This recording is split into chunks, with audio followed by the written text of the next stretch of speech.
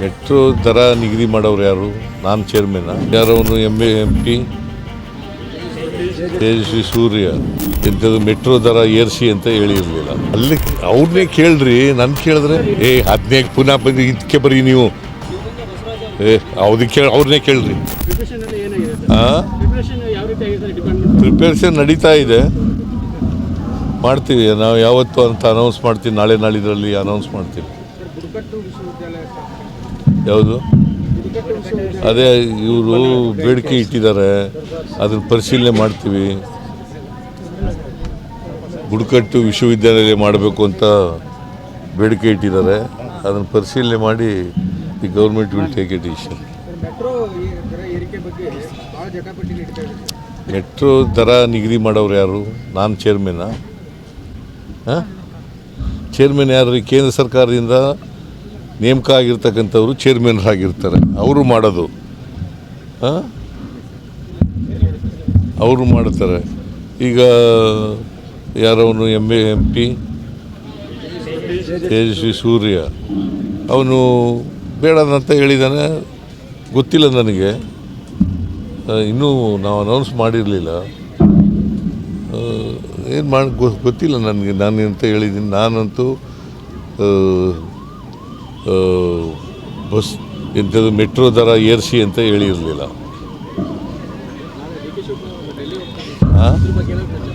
ಏನಪ್ಪ ನಂಗೆ ಗೊತ್ತಿಲ್ಲ, ಅವ್ರನ್ನೇ ಕೇಳಪ್ಪ.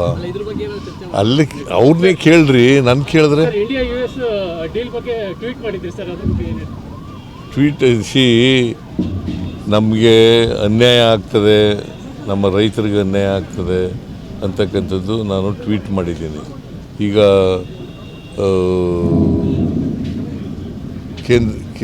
ಅಮೇರಿಕ ಮತ್ತು ನಮ್ಮ ದೇಶ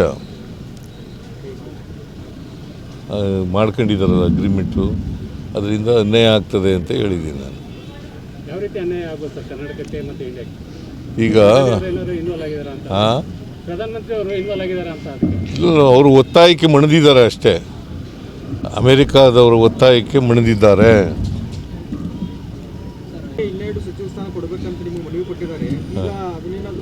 ನಾವು ತೆಗೆದಾಕಿದ್ವು ಅವ್ರಿಗೆ, ನಾವು ತೆಗೆದಾಕಿದ್ವೇನ್ರಿ?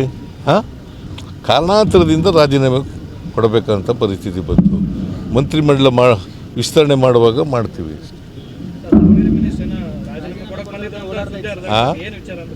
ಏನಪ್ಪ? ಇಲ್ಲ ನನ್ನ ಹತ್ರ ಬಂದೂ ಇಲ್ಲ, ರಾಜೀನಾಮೆನ ಕೊಟ್ಟೂ ಇಲ್ಲ.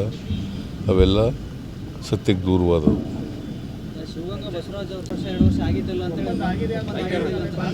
ಹದಿನೈದು ಪುನಃ ಬಂದು ಇದಕ್ಕೆ ಬರೀ ನೀವು ಅವ್ರನ್ನೇ ಕೇಳ್ರಿ, ನಂಗೆ ಗೊತ್ತಿಲ್ಲ, ನಿನ್ನ ಎದುರಿಗಾಗಿತ್ತಪ್ಪ ಅಂತ ಅವ್ರನ್ನೇ ಕೇಳಿ. ಸುಮ್ಮನೆ ಈಗ ಎಲ್ಲ ಸುತ್ತಿ ಬಳಸಿ ಬಂದು ಇಲ್ಲಿಗೆ ಬರೋದು ನೀವು. ಅವರು ಹೇಳ್ತಾರೆ, ಅವ್ರನ್ನೇ ಕೇಳಪ್ಪ ತಮ್ಮ. ಬೇರೆ ವಿಚಾರ ಇದ್ರೆ ಕೇಳಿ.